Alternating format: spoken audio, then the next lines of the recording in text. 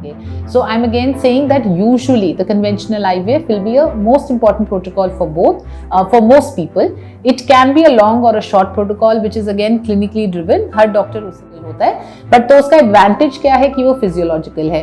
उसका एडवांटेज क्या है कि एक थ्योरी है कि शायद हम इतना हाइपर स्टिमुलेट ना करें तो ओवरी के eggs miss you now. So Komal पूछ रही है, मैम क्या प्रेगनेंसी में मोबाइल यूज नहीं करना चाहिए, इससे बेबी पर क्या इफेक्ट पड़ता है, इस पर वीडियो बनाएं. अच्छा, thank you.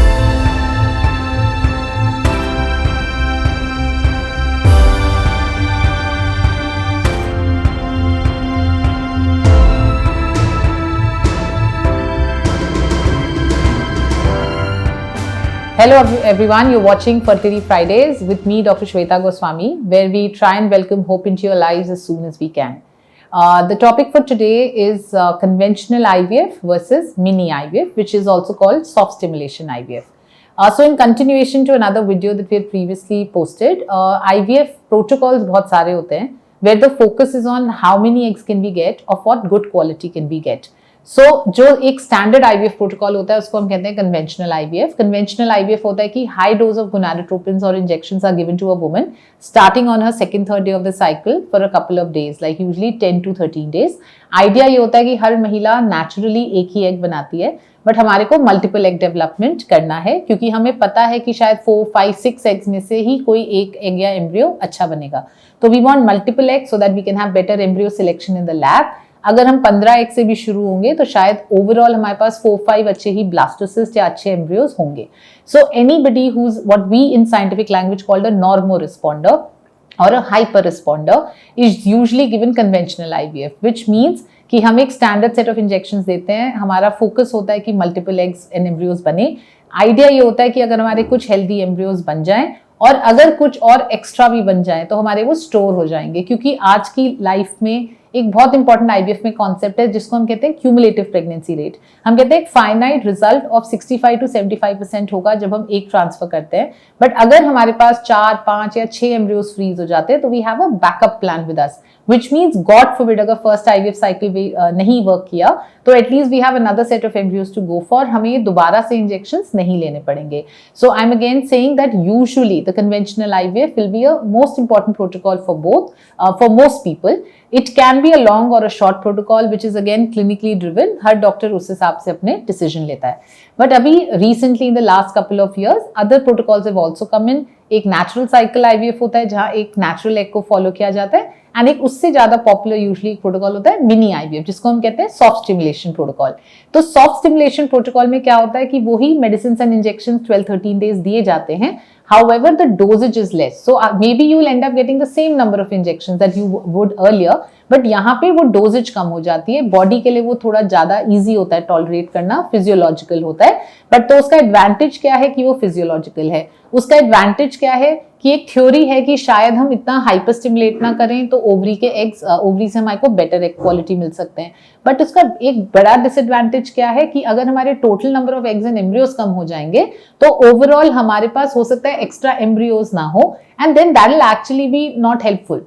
So therefore, soft stimulation protocol usually दो subsets of patients में ज्यादा it scores over conventional IVF, हम कहते हैं उससे वो better है. एक जहां पेशेंट पुअर रिस्पॉन्डर है, विच मीन्स हमें पता है कि चाहे हम 600 IU का डोज दें चाहे हम 225 दें, the patient will probably and up making 3-4 eggs. So why should we subject them to higher cost and higher doses of injections? Second, very importantly, if we feel that in that patient egg quality will probably be lower because we're giving them high doses, or in some patient unfortunately if they've got poor quality eggs at IVF, then to change the strategy we do a soft stimulation protocol. हम कहते हैं हम lower dose देंगे, शायद body के लिए वो ज्यादा नेचुरल हो, क्या पता एक्स्ट्रा एम्ब्रियोज को ज्यादा ही. समटाइम्स पीपल मेक 25, 30, 35 एग्स, तो हम कहते हैं ऑप्टिमल नंबर तो 10 to 18 होता है. हो सकता है हम बहुत ज्यादा एग्स बना रहे हो तो जो एक्स्ट्रा एग्स बन भी रहे हैं उसका फायदा नहीं है, क्योंकि ओवरऑल कोहॉर्ट में एग क्वालिटी उतनी अच्छी नहीं है. So therefore it is in this subset of patients where we say that the soft stimulation IVF scores over. I am repeating that just trying to take lower doses of injections for any normal patient may not be the best of options, क्योंकि हमारा intent तो यही होना चाहिए कि बहुत high तो नहीं बट एक डिसेंट नंबर ऑफ एग्स, जिसको हम 12 to 18 कहते हैं इन IVF, मिलते हैं तो हमारे पास एक स्कोप होता है कि एक्स्ट्रा एम्ब्रियोज, सरप्लस एम्ब्रियोज हो। प्रेगनेंसी हो गई तो वो फ्यूचर प्रेगनेंसी प्लानिंग में काम करता है, प्रेगनेंसी गॉड फॉरबिड नहीं हो तो हमारा बैकअप प्लान में काम करता है। But yes, and this is why we very importantly say IVF treatments have to be individualised. हर किसी के लिए one size does not fit all. अगर आपके लिए सॉफ्ट स्टिमुलेशन प्रोटोकॉल ज्यादा सूट करता है, you must definitely do it. So all the best, and I would insist that you must discuss these treatment options with your doctor and then take a plan which is tailored to you, कि आपके लिए best क्या है, you know, because it may और may not be the best protocol for you. Thank you. तो अब हम questions ले लेते हैं। कुछ यूजर्स ने हमसे पूछ रखे हैं।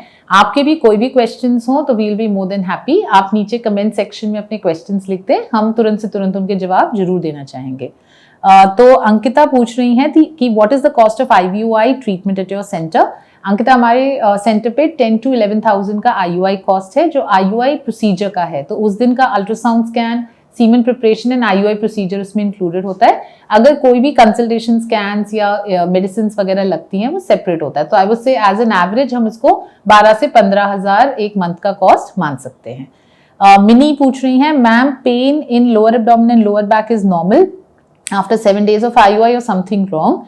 सो मिनी देखिए, IUI actually usually is a very simple procedure जहां हम बेस्ट कॉन्सेंट्रेटेड स्पर्म्स इंसर्ट कर देते हैं। बट टिपिकली क्या होता है कि हमने एक तो कुछ स्टिमुलेशन की मेडिकेशंस, क्लोमिफीन, लेट्रोजोल या एग बनने के इंजेक्शंस प्लस रप्चर के इंजेक्शन दिए होते हैं। वो जो HCG इंजेक्शन दिया जाता है वो ओवरी को थोड़ा सा हाइपर स्टिमुलेट करता है, तो इस वजह से इंजेक्शन लेने के 10 दिन तक आपको थोड़ा सा भारीपन, पेन महसूस हो सकता है। हम कहते हैं वो बिल्कुल नॉर्मल है, फिजियोलॉजिकल है, उसमें कोई घबराने वाली बात नहीं है। वो कई बार मेंस्ट्रुअल पेन की तरह लगता है, बट हम कहते हैं ऐसा कोई पीरियड नहीं आ रहा।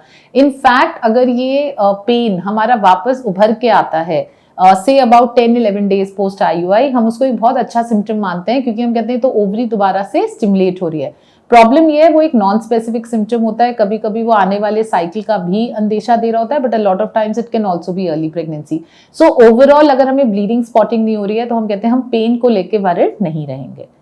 नेहा कह रही है, doctor Shweta is genie for me, Neha Jeeva is just a miracle home for me and blessed to connect here. Okay, thank you Neha, great to see your comment here and keep connecting and we'd be more than happy to see you again, we miss you now.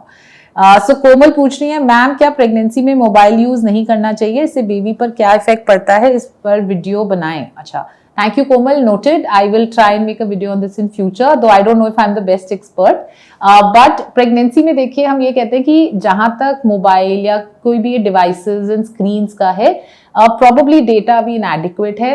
Probably हमें ये भी समझना है कि ये इतना सारा हो चुका है, हम सबकी लाइफ में आ चुका है कि कहीं ना कहीं हो सकता है करेक्ट इन्फॉर्मेशन भी हम तक ये इंडस्ट्रीज एंड कंपनीज नहीं लाने दे रही हो, बट रेडिएशन का माइल्ड इफेक्ट हो तो सकता ही है।